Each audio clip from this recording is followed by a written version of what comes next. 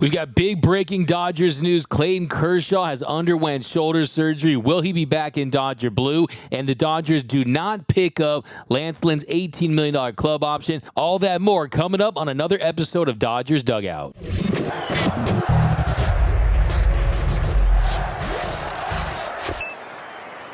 What's going on, Dodgers Nation? Doug McKain here. My friends call me D-Mac, credentialed member of Dodgers Media. You can follow me on X and Instagram at DMac_LA. And if you haven't yet, be sure to subscribe to the Dodgers Nation YouTube channel for all latest Dodgers news and rumors all year long. Be sure to hit that subscribe button, hit that notification bell. And if you really want to support the channel, you want to see us post even more Dodgers content, smash that like button. And as always, I want your takes down below in the comments section. Today's Dodgers Nation question of the day: what is your reaction to the news that Clayton Kershaw has underwent shoulder surgery? Do you expect him to be back with the Dodgers? Do you think he'll pitch again? Let me know down below. And also your reaction to the Dodgers not picking up Lance Lynn's $18 million club option. Should they bring him back on a cheaper deal? Let me know down below. And for all latest Dodgers news, head over to DodgersNation.com. So we've got two huge Dodgers stories to get into. We'll talk about Lance Lynn, the Dodgers' decision to decline his $18 million club option. They could bring him back on a cheaper deal. We'll get to that in just a second. But the biggest Dodgers story of the day is that Clayton Kershaw has underwent shoulder surgery and expects to pitch again at some point next summer. Kersh posted on his IG, "This morning I underwent a surgical procedure to repair the glenohumeral ligament and capsule of my left shoulder. I am thankful for the expertise of Dr. Elitrach, who performed the surgery. I am hopeful to return to play at some point next summer. Thanks for your prayers." So much to unpack here. Let's rewind a little bit and talk about when this injury originated. Now, it was a start against the Colorado Rockies. He was performing well. He leaves the start early, and then he missed 6 weeks on the injured list in July and August with what the Dodgers were referring to as shoulder inflammation. Now, when he returned off the IL, if you look at the ERA, it was definitely impressive. A 2.23 ERA at 8 regular season starts, but there's some caveats here. One, he was going on extended rest. Two, the Dodgers weren't pushing him very much. They were handling him with care. And then if you look under the hood, you take a deeper dive into some of his numbers. If you look at the FIP, he posted a 540 FIP. If you look at his expected numbers, they were high. The strikeout rate was down. The velocity was down. The command was diminished. It just did not look like the Clayton Kershaw that we saw before the injury in the first half of the season, when he was putting together another really solid season, where people were talking about him as a possible Cy Young Award contender, where he was possibly in the mix to start his second consecutive All-Star team. And then you fast forward to the NLDS. He starts game one and has the worst start of his professional career. He only was able to record 1 out. He gave up 6 runs. It was the first time in postseason history that a starting pitcher had allowed a hit to the first 5 batters that he had faced. He just did not look like himself. He was a shell of himself out there. He probably wasn't even close to 100%. And the first question I have is, knowing all of this, why did the Dodgers give him the ball in game one? I know we're way past that. The season's over at this point, but still it reaffirms my point that it should have been Bobby Miller in game one, because with Kersh going out there, having a bad start, it put the wheels in motion for a terrible series. You put a lot of pressure on Bobby Miller in game two to try to save the Dodgers season. He wasn't able to come through. He had a rocky start himself, and then the Dodgers got swept. So he just wasn't ready to pitch. The second big question I have is, why didn't we get this surgery earlier? Now, it's always the player's decision. The organization can't force Clayton Kershaw to get surgery, but something tells me that the right decision, based on the way this team was constructed, based on the fact that Lance Lynn was going to be your game 3 starter, really there wasn't a world out there where this Dodgers team had the requisite pitching to win the World Series. So it almost makes you wonder, should have Clayton Kershaw have gone under the knife sooner? That way he would have made it back sooner. Now, the counterpoint to that is maybe this is the plan with Kersh and the organization, knowing that, okay, you tried to make a run at it. You tried to give it your all. We respect you for doing that. We know you're a warrior. Now you get the surgery, and then you'll be back at some point late in the summertime, and you'll have enough gas left in the tank to make a deep postseason run and actually contribute to this team. So that would be the ideal case. And then along that ride, you get those 56 strikeouts, and you join the 3,000 club. Now, I definitely think that has to be a factor here. I don't care what anyone says, whether it be Clayton Kershaw or the organization. You have to believe that Clayton Kershaw wants to make a run at history and get those 56 strikeouts and join that exclusive club. There's only 19 members of the 3,000 strikeout club, and Kershaw would be just the fourth left-handed pitcher. So just for that alone, I hope he comes back and finds a way to get those 56 punch-outs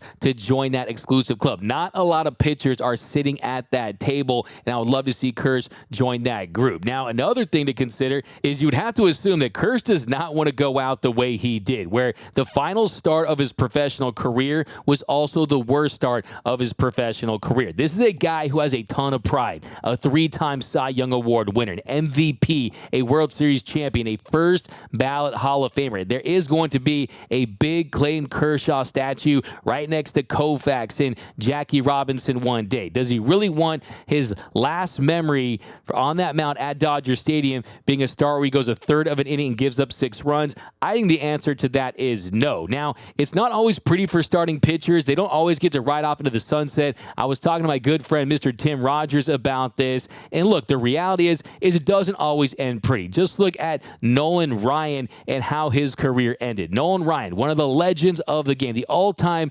strikeouts leader. His last start, he went 0 innings of work, gave up 5 runs, had 4 walks, gave up a home run, and didn't even record an out. So it's not always pretty. No one's going to remember him for that. I think that as time passes, no one would remember Kersh for his final start against the Diamondbacks in the NLDS, especially when you consider the fact that he wasn't anywhere near 100%. But I just think as a player, Kersh wants to come back, give it one more shot, find a way to get those 56 strikeouts and make another run at a World Series ring and try to go out on top. Now, some other questions I think that are very interesting is what kind of contract does he get? Because look, you give him $10 million, you give him $15 million. What kind of contract do you offer him? Andrew Friedman has been very transparent about the fact that they want Clayton Kershaw back. As long as he's able to pitch, they want him in Dodger Blue. Last year, they didn't extend that qualifying offer so as to give him enough time to make his decision. He made that decision quickly, and it wasn't an issue, right? This time around, he has the surgery, but does he want to commit to a team early on in the process? My gut tells me that he most likely would, because he wants to be under their care. He wants to have a process going, and I just don't anticipate him going to the Texas Rangers at this point. They just won a World Series, right? How many times do you see teams go back-to-back? It's very rare. It doesn't happen, right? So would that make the most sense for Clayton Kershaw? Probably not. If he wants to be close to home and rehab the entire year, be near his family, then you can make the case for that. So there are pros and cons to it, but I just feel like he has some unfinished business with the Dodgers. We have to give him his roses, give him an opportunity to let him know how much he means to this fan base and this organization. And I think really the number one question now is, how does he attack that rehab? How well does he respond? Is he going to be confident in his stuff, and how quickly can he get it back? Because I think if he realizes he can still go out there and be effective and give it a go, he's going to want to pitch again. Now, it remains to be seen how well his body responds. He's never underwent a surgery like this, so really only time will tell. And shoulder injuries are always tricky. Just ask Julio Urias. Look how long it took him to get back. Just ask Blake Trinan, who's been struggling to get back on the mound with any consistency. That capsule shoulder situation, it can be very tricky. So only time will tell, but he has been a really good pitcher, even with the diminished velocity in recent years. You look at last season, still posted a 3.7 WAR, had a 2.46 ERA. If you look at since 2018, he's still averaging 25 starts, a sub-3 ERA. He's still putting up impressive numbers. I just think at this stage of his career, he's going to go nowhere near 100 innings. You have to absolutely handle him with kid gloves moving forward. You can't expect him to be the guy.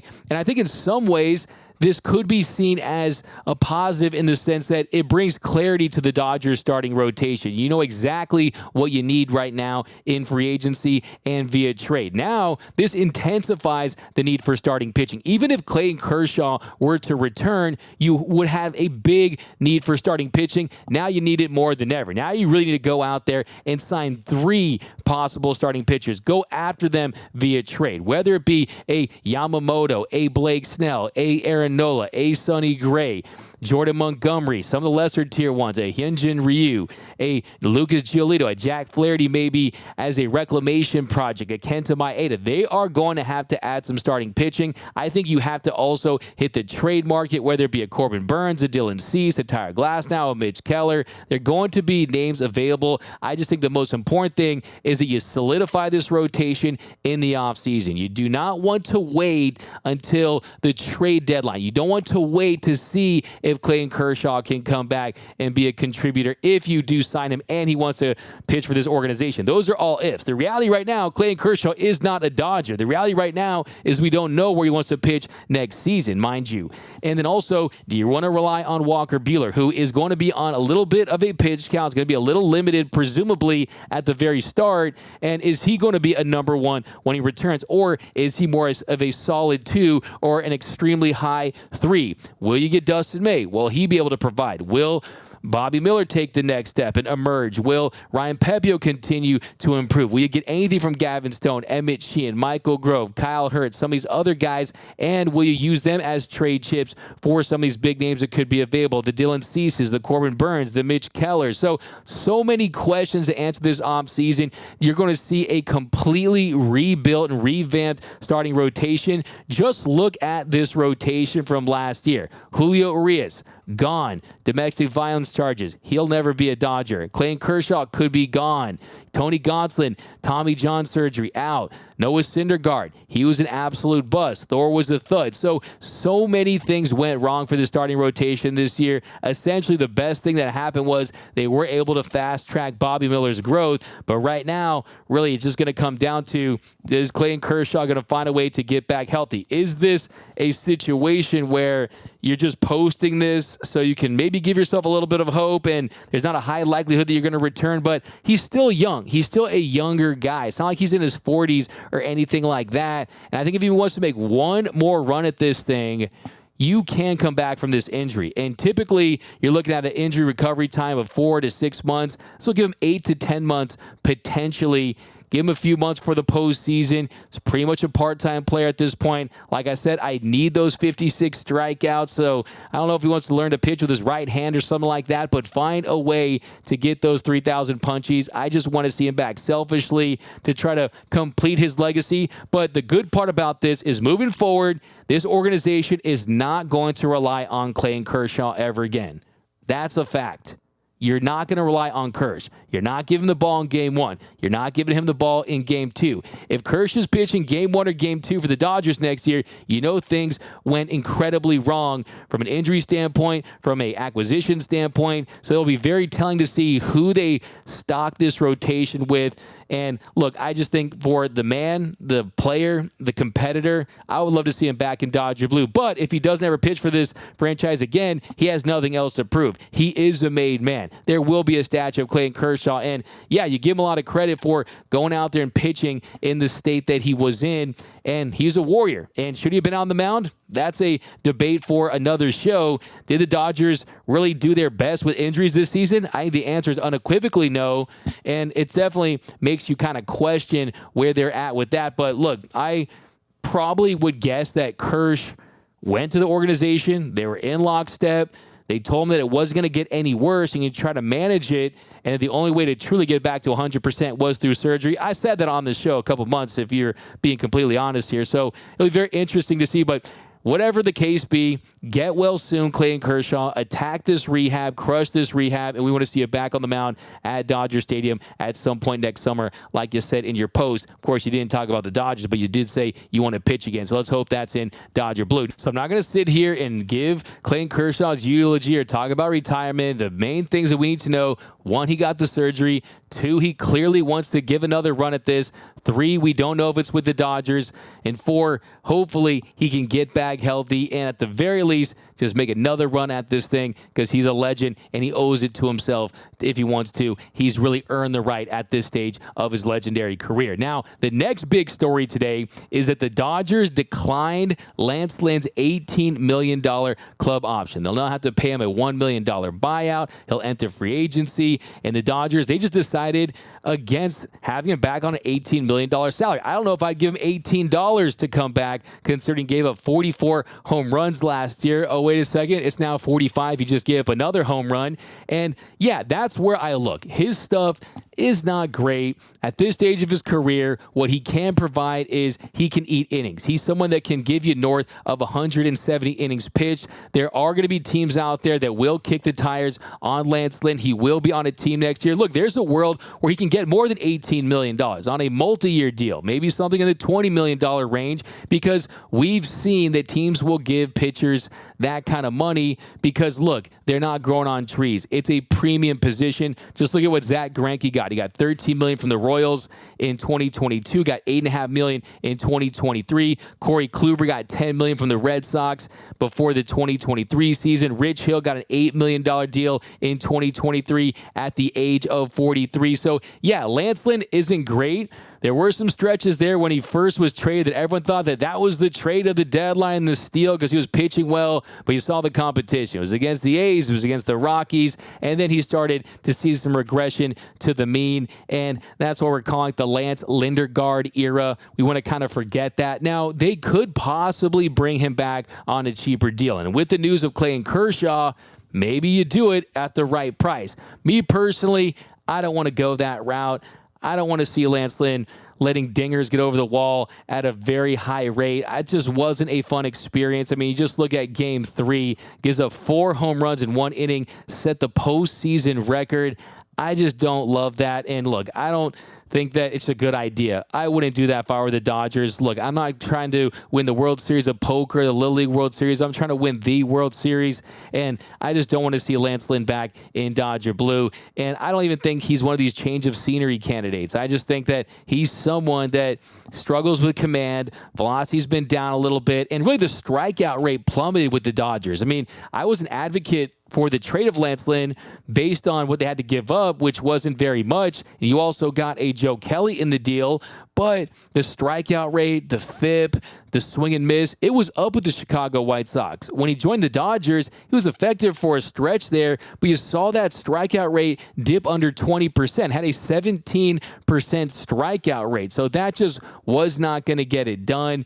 $18 million is a drop in the bucket for a team like the Dodgers. That's a lunch date at Nobu for this franchise. Not a big deal, but I just think that moving forward, you either, one, want to get younger, or two, want to bring in guys that you don't have to worry about those home runs, because that can flip a series. He does provide value. Like I said, he's a Pac-Man pitcher. He just eats innings, and that definitely gives you something. But if you're him, do you really want to go back to this Dodgers team? You're kind of in the lore of the franchise as someone who gave all those dingers in Game 3 when you got swept in that series against the Diamondbacks. So I just don't anticipate the organization seriously considering bringing him back. And I think that there will be some offers out there for him that will surprise you. And I think he's going to sign one of those offers. I don't think it will be for LA. But yeah, I mean, for the Dodgers, if you look at what they got to do now, it's all about starting pitching. I mean, you just look at this rotation next year. We talked about it earlier. Walker Buehler, come back from Tommy John surgery. Bobby Miller, Emmett Sheehan, Ryan Pepio, Gavin Stone, Michael Grove. You also have Ryan Yarbrough, who is a non-tender candidate. That's a possibility as well. I would not rule that out, especially when you consider the 40-man roster crunch. And yeah, it's a very, very interesting time to be a Dodger fan. I mean, this is an organization that has the lowest ERA in Major League Baseball since the franchise relocated to Los Angeles in 1958. So this is an organization that has been built on starting pitching. Well, right now, they have to fill that rotation. Lots of young talent, lots of question marks, guys coming back from injuries, but you got to go out there, hit the trade market, hit the free agency market, or this team won't stand a chance next season. Even if you sign Shohei Ohtani, Ohtani can't pitch next year. He'll be able to pitch in 2025, but even then, he'll be a second Tommy John guy. So it's up to the organization at this point. I have said it before, and I'll say it again. This is the most important offseason in Dodgers history.